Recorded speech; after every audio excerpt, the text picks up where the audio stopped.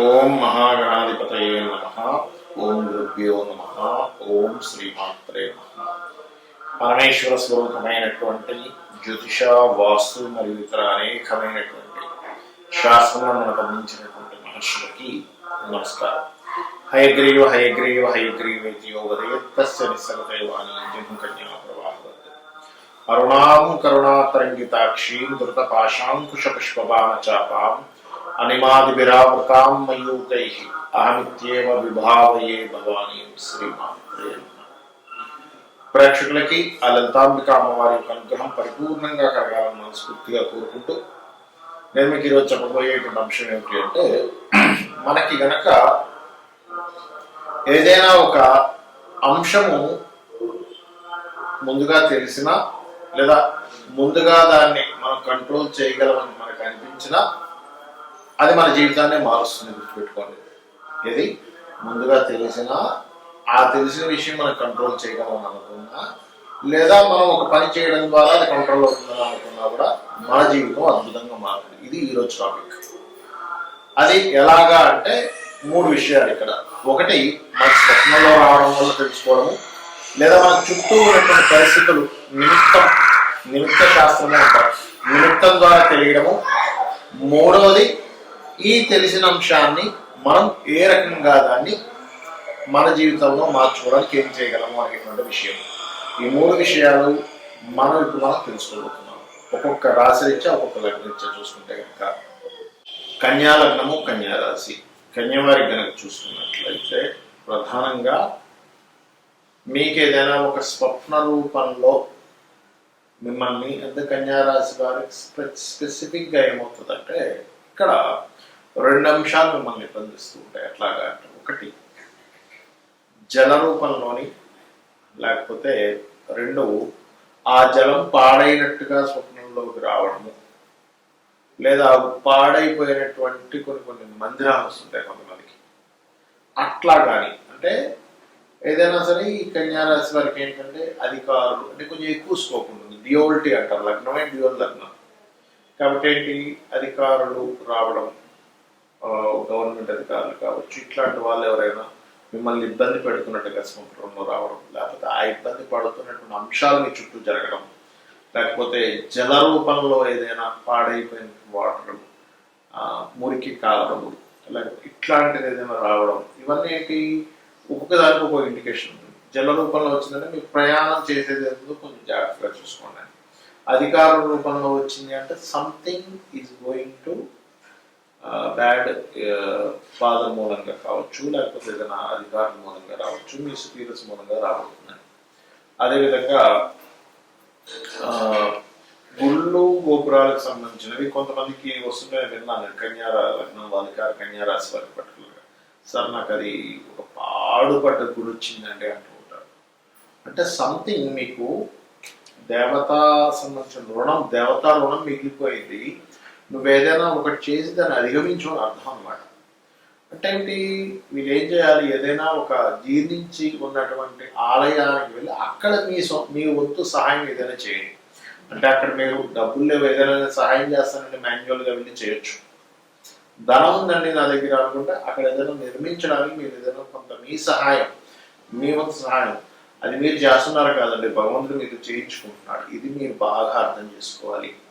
మరొకటి ఏమిటంటే, ఇక్కడ దీంతో పాటు ఇక్కడ అర్థం చేసుకోవాల్సింది, ఒకవేళ మీకు పదే ఇదే వస్తుంది, మీకు ఏమంటే నాకు మాటికి ఏదైనా ఇంపార్టెంట్ విషయం ప్రారంభిద్దాం అనుకుంటే చుట్టూ ఉన్నటువంటి ప్రకృతిలో నాకు ఈ సైన్స్ కనబడుతున్నాయి ప్రతిసారి. నీరు కూడా నింపండి, లేకపోతే మురికి కాలువలుగా ఏదైనా వెళ్తున్నామండి, అక్కడి నుంచి ఒక కాలం వెళ్ళాల్సిన. నేను ఒకసారి ఒక ఎగ్జాంపుల్ చెప్తాను. ఒక వ్యక్తి ఇంపార్టెంట్ డెసిషన్ మీద వెళ్ళబోతుంటే అతని కన్యా లగ్నం, ఒక కాలువ సంబంధించిన బ్రిడ్జ్ అక్కడ కూలిపోయి ఆగిపోయింది. అక్కడ ఆయన వెళ్ళాల్సింది ఆగిపోయి మళ్ళీ రిటర్న్ తిరిగి ఎక్కడికి తిరిగి వెళ్ళాడు. తర్వాత అతను తీసుకున్న డెసిషన్ ఏదైతుందో చాలా డ్రాస్టిక్ ఇబ్బందులు పడ్డాడు ఆయన. అంటే ఏమిటి, మీకు ఒక ఇండికేషన్ ఇచ్చింది. ఇది ప్రతిసారి తీసుకోకూడదు. ఇంపార్టెంట్ డెసిషన్ ఎలా అంటే, ఇంకొక చిన్న ఎగ్జాంపుల్ చెప్తాను. ఒక వ్యక్తి ఒకసారి వాళ్ళ అమ్మాయికి వివాహం సంబంధించిన విషయంలో ఏదో ఒప్పుకోబోతూ అంటే వాళ్ళకి వెళ్ళి చెప్దాం అనుకునేసరికి వాళ్ళ ఫాదర్కి మామూలుగా బైక్కి సైలెన్సర్ దగ్గర అనుకోకుండా మన కాల్ తెలిసి కాలిపోతుంది. అలాగా అనుకోకుండా ఆయన కాల్ సఫలం కాలి. దెన్ వాళ్ళు ఏం చేస్తారంటే ఏంటి ఇలా అయింది, ఏమైనా బ్యాడ్ ఇన్సిడెంట్ ఏంటని వాళ్ళు ఏం చేశారు, ఒకసారి కొన్ని రోజులు హోల్డ్లో పెట్టి అసలు ఇతను ఏంటో తెలుసుకుందాం, అబ్బాయి పరిస్థితి ఏంటో తెలుసుకుందాం ఆగారు. లక్కీగా చూడండి, మా అమ్మవారు మనతో ఉంటే ఎలాంటి ఇది ఇండికేట్ చేస్తుంది చూడండి. ఇది జరిగింది తండ్రికి అనుకోకుండా కాలింది కదా, ఒక మేజర్ డెసిషన్ చెప్దాం అనుకుంటే ఎందుకు ఒకసారి ఆగుదాం ఆగారు. బట్ అక్కడ తెలిసిన విషయం ఏంటంటే ఆ అబ్బాయి ఉన్నది అంటే ఏమిటి, అసలు పిచ్చి పిచ్చిగా ప్రవర్తించే వ్యక్తి.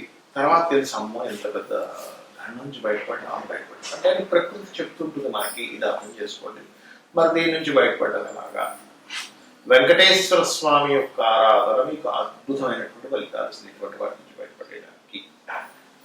అయితే ఇప్పుడు నేను చెప్పినటువంటి అంశం ఏదవుతుందో దీనికి కొన్ని కండిషన్స్ ఉంటాయి. అదేమిటి అంటే, ఒకటి గుర్తుపెట్టుకోండి, మీకు ఏదైనా ఒక స్వప్నం వచ్చింది అంటే దానికి మీరు ఉదయం దాని గురించి ఆలోచించిన, అంటే స్వప్న శాస్త్రంలో ఉన్న రూల్స్ అండి ఇవన్నీ.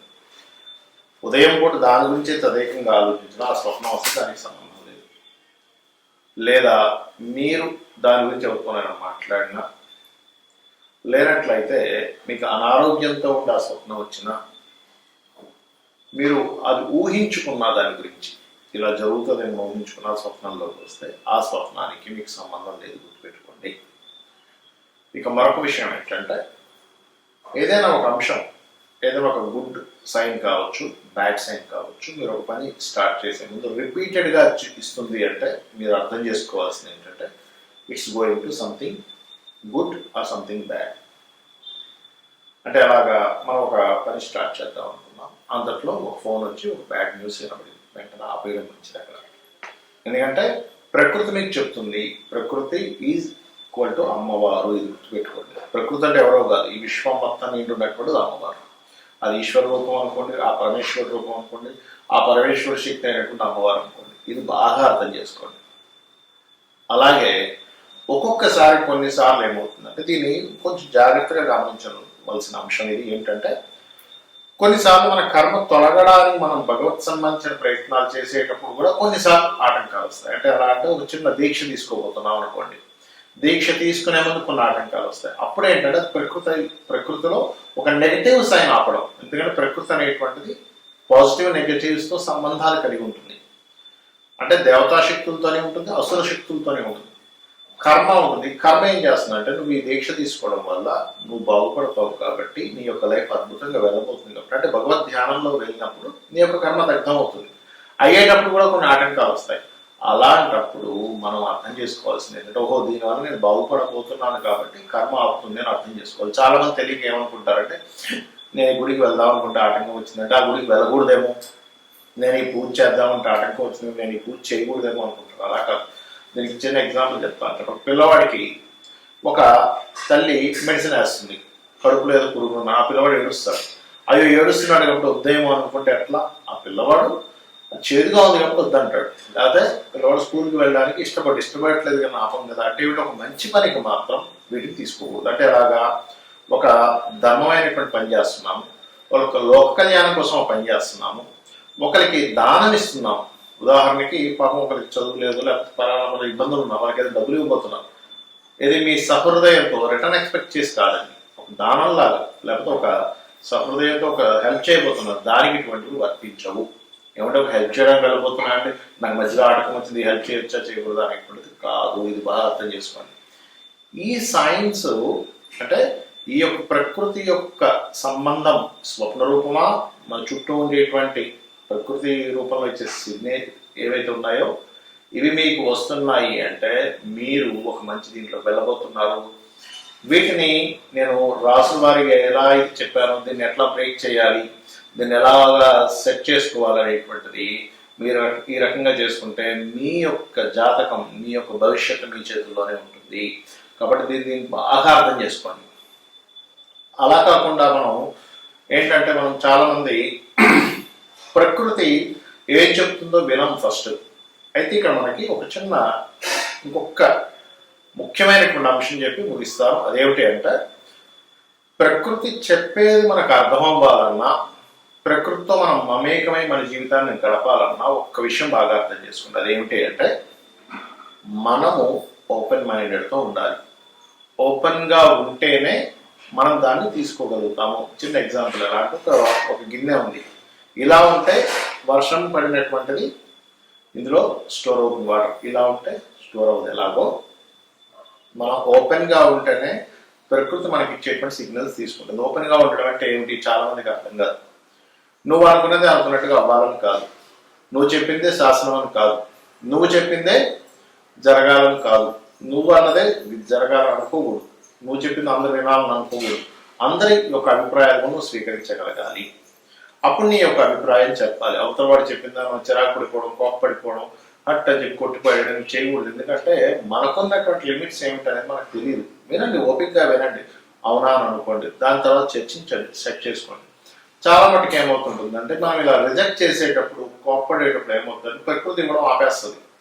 ప్రకృతి ఏం చేస్తుందంటే, మన చుట్టూ ఉన్న మనుషుల రూపంలోనో జంతువుల రూపంలోనో కొన్ని ఇండికేషన్స్ ద్వారా మనకి చెప్తూ ఉంటుంది. మనం ఎప్పుడైతే ఇది పనికిరాదు, నువ్వు చెప్పకు, నువ్వు నాకు చెప్పేంతటి వాడివా, నేనే నీకంటే గొప్పవాడిని, నేనే నీకంటే బాగా తెలివైన వాడిని, నువ్వెంత నా ముందు అనేటువంటి ఒక అహంకార ధోరణితో మనం కనుక వెళ్తున్నామంటే మన యొక్క లైఫ్ జర్నీలో అది ఏమవుతుంది అంటే, అది అక్కడికి ఆపేస్తుంది. ఓకే, ఇతనిలో కామక్రోధాలు బాగా పెరిగిపోయాయి అనమాట, నేను చెప్పాల్సిన అవసరం లేదు అనేటువంటిది. అంటే దాని అర్థం ఏమిటి, ప్రకృతిలో ఉన్నటువంటి అసుర శక్తులు మనల్ని ఆవహిస్తున్నాయి. ప్రకృతిలో ఉన్నటువంటి దైవీ శక్తులు మనం ఆవహించాలన్నా, ప్రకృతిలో ఉన్నటువంటి దైవీ శక్తులు మనకు తోడుండాలన్నా మనం త్రిగుణమును గెలవాలి. అయితే ఇక్కడ ఇప్పుడు ఉన్నటువంటి సిచ్యువేషన్స్లో, ఇప్పుడు రాహు ఉన్నటువంటి సిచ్యువేషన్ కానివ్వండి, శని ఉన్నటువంటి సిచ్యువేషన్ కానివ్వండి, కేతు ఉన్న సిచ్యువేషన్స్ కానివ్వండి, ముఖ్యంగా ఉదయాన్నే నిద్ర లేచి ఒక్కసారి మీరు గణపతిని, అంటే నాకు ఏ రాశి నక్షత్రం ఏమీ తెలియదంటే అప్పుడు ఏం చేయాలని చాలా మంది అడుగుతూ ఉంటారు. పొద్దున్న నిద్ర లేచిన వెంటనే కూడా మీరు ఒక్కసారి మహాగణపతిని తలుచుకోండి, ఒక్క 2 నిమిషాలు. స్కందుని దర్శనం చేసుకోండి, ఫోటో చూసి లేకపోతే ఏదైనా ఫోన్లో పెట్టుకొని. దాని తర్వాత చక్కగా మీరు మీ యొక్క నిత్య జీవితాన్ని గడపండి నిద్రపోయేటప్పుడు. ఎందుకంటే ఉదయం నిద్ర లేచిన వెంటనే మీరు ఎప్పుడైతే అది చేశారో ఆటోమేటిక్గా ఆ రోజంతా కూడా జపం చేసిన ఫలితం వస్తుందని శాస్త్రం చెప్తుంది. నిద్రపోయే ముందు నమశివాయ పంచాక్షరి మంత్రాన్ని చేస్తూ అలా నిద్రలోకి వెళ్ళండి. రాత్రి నుంచి ఉదయం వరకు మీరు చేసినటువంటి జప ఫలితం లాగా వస్తుందట. అంటే రాత్రి నిద్రపోయినప్పటి నుంచి నిద్ర లేచిన వరకు చేసిన జపం వస్తుంది. ఇంతకంటే గొప్పది మరొకటి లేదు. ఎందుకంటే మీరు 24 hours మీరు దైవ నామస్మరణలోనే ఉన్నారని చెప్పి దీని యొక్క అర్థం. అంటే అప్పుడు ఏమవుతుంది, దైవం మనతో ఉంటుంది. మనం చేసే ప్రతి పనికి కూడా ఒకవేళ ఒక ఫెయిల్యూర్ వచ్చింది, కంగారు పడకండి, అది ఫెయిల్యూర్ కాదు, అది వద్దు అని ప్రకృతి చెప్పడం, అది నీకు మంచిది కాదు అని ప్రకృతి చెప్పడం. ఒక సక్సెస్ వచ్చింది, ప్రకృతి మీకు ఇచ్చింది అనుకోండి. లైఫ్ అనేటువంటి జర్నీలో టర్నింగ్ పాయింట్స్ ఎలా వస్తాయో, స్పీడ్ బ్రేకర్స్ ఎలా వస్తాయో అలాగే అనుకోండి. కానీ ఇది రాలేదని బాధపడడం, ఇది వచ్చేసిందని పొంగిపోవడం చేయకండి దయచేసి. ఈ రకంగా మీరు కనుక ఉండగలిగితే ప్రకృతి కంప్లీట్గా మీతోనే ఉంటూ మీ యొక్క లైఫ్ని విజయవంతం వైపు తీసుకువెళ్తుంది. మీ అందరికీ లైఫ్ ఈ యొక్క దైవ అనుగ్రహము, ఆ పితృదేవతల అనుగ్రహం పరిపూర్ణంగా ఉండాలని కోరుకుంటూ శ్రీమాత్రేయం.